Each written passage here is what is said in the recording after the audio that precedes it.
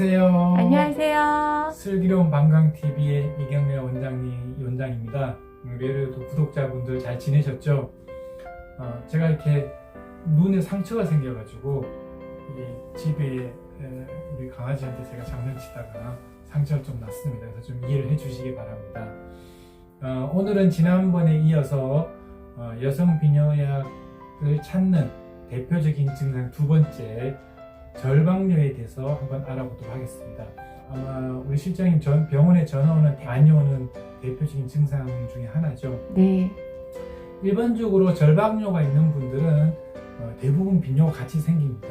내가 소변이 급하고 참지 못한 걸 경험했던 분들은 이게 얼마나 힘들고 고통스러운 증상인지 잘 알거든요. 그러다 보니까 자꾸만 화장실을 더 자주 가게 됩니다. 그래서 빈뇨가 있는 분들이 절박뇨 없는 경우도 많이 있지만은 절박뇨가 있는 분들은 거의 대부분 빈뇨가 같이 생기게 됩니다. 하지만 빈뇨보다는 절박뇨가 훨씬 더 고통스럽고 참기도 어렵고 조절하기도 되게 어려운 증상입니다. 그래서 아마 전화를 많이 주시는 것 같고, 이 절박뇨가 너무 심하면은 이제 실제로 화장실 가서 소변을 지리는 경우가 생기는데 그걸 절박성 요실금이라고 보통 얘기를 합니다. 그래서 우리 구독자님들께서 어떤 증상들이 있으면 당연히 이제 병원을 가게 되겠지만은 그래도 병원에 가기 전에 몇 가지 체크를 해보시면 좋겠죠, 그죠? 내가 절박뇨가 있을 때 제일 흔한 원인은 사실은 방광염입니다.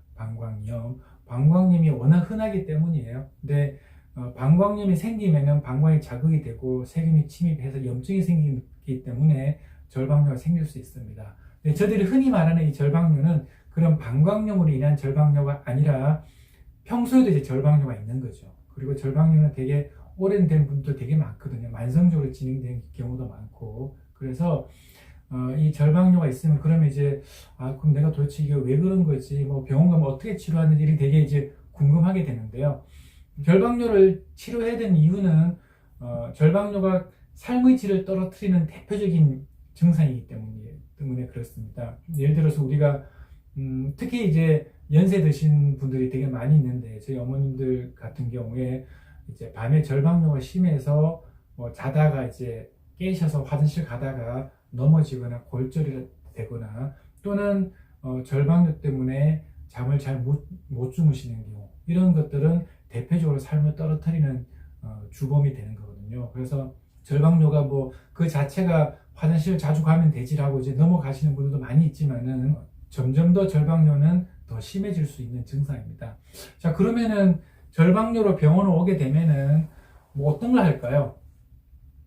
절박뇨는 방광의 문제거든요. 그런데 방광이 문제기는 하지만은 이 방광을 컨트롤하는 기관이 또 있는데 그게 이제 뇌에서 하게 되는 겁니다. 그래서 뇌에서 주기적인 신호를 계속 보내가지고 이 방광이 불안정해지지 않도록, 그러니까 급하게 수축을 하면 이제 배출이 되는 건데 그렇게 하지 않고 항상 저장을 할 수 있도록 그 신호를 보내는 역할을 하는데, 이런 뇌에서 그런 신호를 보내는 기능이 떨어지게 되면은 이제 절박뇨가 심해질 수 있습니다. 그래서 병원에 오게 되면은 먼저 아까도 이제 얘기했지만 방광염이 있는지 없는지, 이 문제가 뇌의 문제인 건지 방광의 문제인 건지를 보통 구분을 하게 됩니다.